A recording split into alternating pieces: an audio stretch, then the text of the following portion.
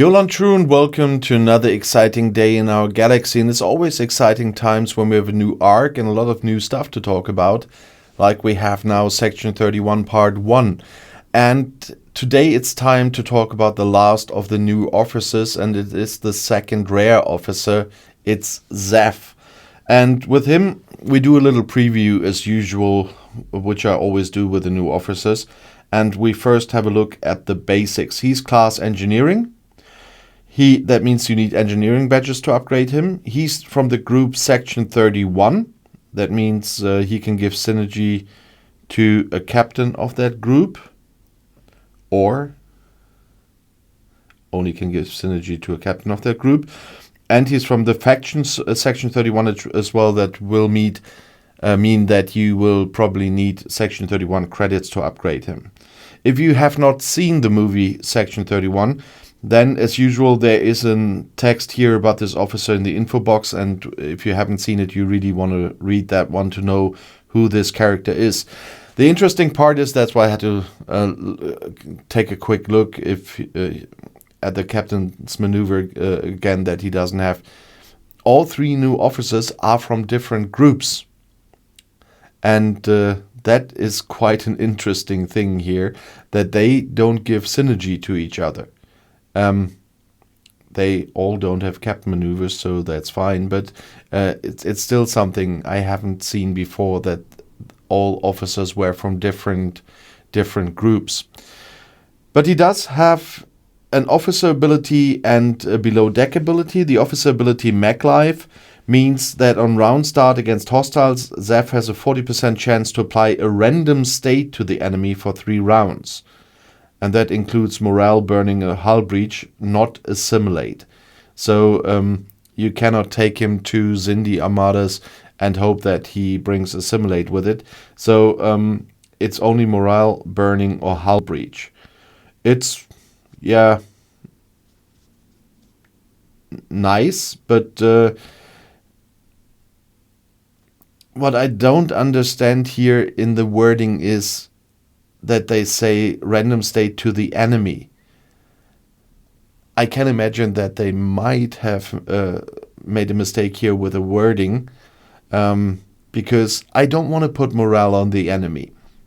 So I hope it means puts morale on my ship, or burning or hull breach on the enemy, because otherwise you would have a chance of making your enemy stronger.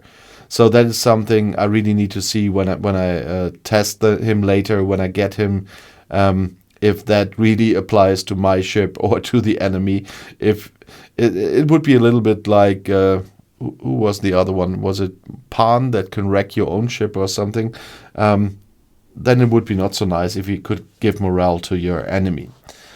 The below deck ability hopefully is worded a bit more clearly. This suit is me. He increases the apex barrier against interceptor hostiles by 1,000, and that's 3,000 at rank 5. That's similar to Rachel Garrett. She only does it against battleship hostiles, if I remember correctly.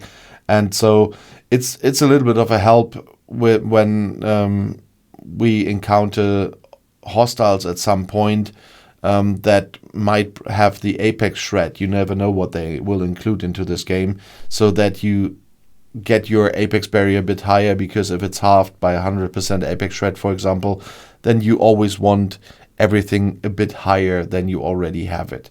So apex barrier doesn't never hurt, but it's a bit annoying that they really separated that into ship classes again. So we also can expect another one coming in next arc with Section 31 Part 2 that brings an apex barrier against explorers then, because that's still missing. So that probably will come in. As a rare officer, he will have 2 traits for away team assignments, but you can only see them when you have this officer, so I don't see it yet. I will include that in my video later on. I always do a video again on officers I did previews on when I have them, when I tested them, when I can clear up that morale thing. And then I can also show which traits for away teams he has. But usually some of my viewers get the officers earlier than I do. Then as usual, please again write it in the comments below the video and on Discord what those traits are so the others already can know. But of course you want to know how to get him. You see that I've got 18 of the shards already. There was a little bit in the gift section in the missions, but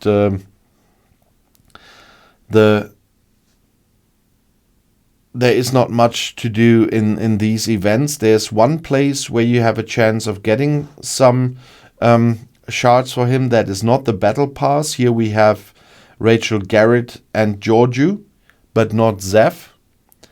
But in the season passes, there's a way if you get the elite path of the first of all, in the free path of the wave defense pass, there are some in it, and in the elite path there are a few more of him. So there's also a way of getting shards for Zeph. I got the elite defense pass, a wave defense pass this time, because after a long time I finally could manage to do wave defenses again, and so I wanted to get some of the bonuses here, because with the solo wave defenses and my schedule, it's much easier to complete the wave defense pass than with the normal waves, which then you need people from your alliance to be online as well and so on, that can do it with you. And so now I can do the wave defense pass again with my limited time, and that's why I decided this time to get the elite one. I don't often do that, but this time I did it, and there are shards for Zeph in here as well. And there's 6 more that I can get, and that will not complete Zeph for me, so I will have to wait for later part where he comes back into the game. But at least I will have a nice starting number, so to speak. You also can buy him at the moment. He is in the shop, and so if you want to do that, you can. He's in the new offers here, and the cheapest version here for me would be 60 euros, which is quite a lot of money, so I usually don't buy officers. But if you did, let us know how satisfied you are with him, and if you want to see another video right now, the next one is right here in the end screen. I'll see you there. I'll be back.